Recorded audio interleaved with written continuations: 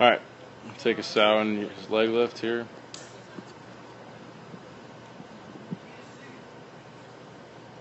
Take Connor into his leg lift.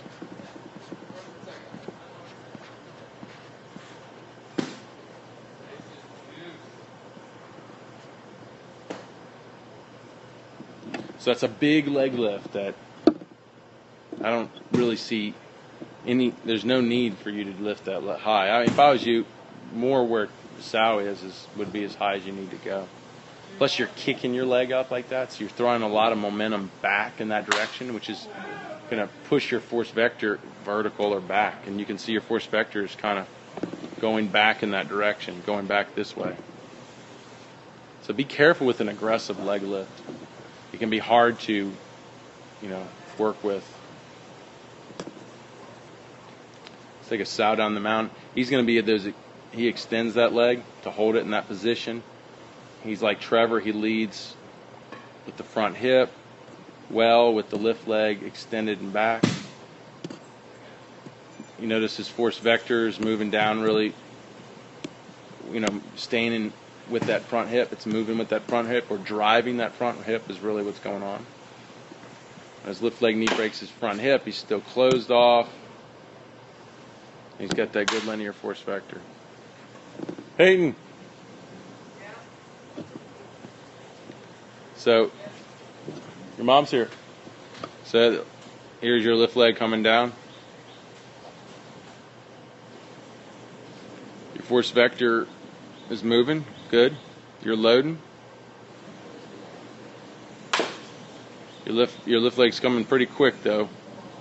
The problem is when you have an aggressive lift leg, then when your lift leg comes down the mountain, it comes down fast. And then when the lift leg comes down fast, what do you think the challenge is? Keeping it closed, and also making sure that the drive leg is going to peak before the lift leg gets out. Because what happens is the lift leg will come down so fast, it'll get out, and then it's basically driving your body, and then your back leg just starts dragging just because your lift leg took over. So you got to be really careful with an aggressive lift leg. Okay, so let's take a sow in the front foot. So he opens front foot just before front foot strike. He's going into triple extension. We see knee extension, and we see that ankle extension right as he peaks and puts down. He hits front foot. He's stabilized. The leg locks up there. Hips open. It's like picture perfect after shoulder separation. Notice how he was just cocking that arm, going into front foot, and it was finishing coming up as the hips open before the shoulders open.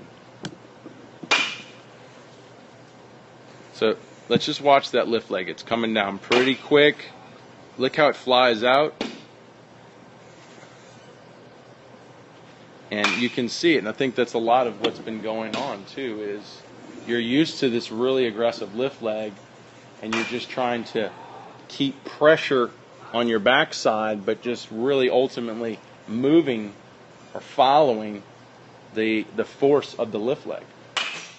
So it doesn't really create that ramping of forces through the back leg to get up through the back hip.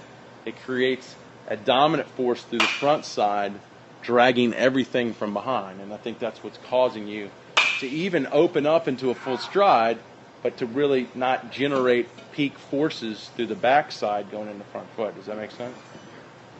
So you need to calm your lift leg down, and you need to get into habits where you're not used to that, so where even when you're in a stretch and maybe a slide step, you're not trying to so aggressively throw your lift leg out.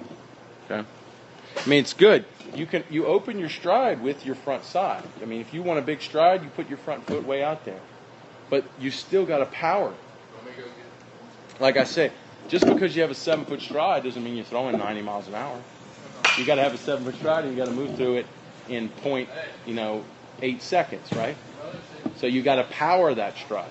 So you do want to open up, but if it's taking away from your ability to power through, then it's working against you.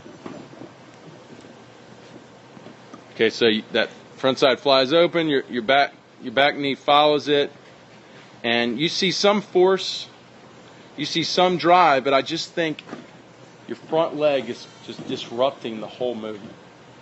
It's too aggressive, and it's preventing your drive leg from driving the movement. Okay. So you hit front foot, and look, you're cocked. Look how high your elbows are here. You're kind of in those inverted W's too. I really believe that when guys break their hands and keep going up, up, up, up, that's because they're taking too long to get going down the mount. So you're cocking your arm, and your arm is going up right into external rotation late, but your elbow's way too high above your head. Look how high your elbow is above your head, front foot strike to a sow. And look at the difference here if I draw this. Elbow, shoulder, elbow, shoulder.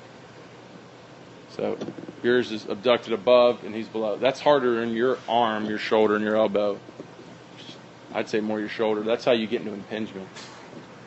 So that's something we need to be careful about. Let's look at when your hips finally open.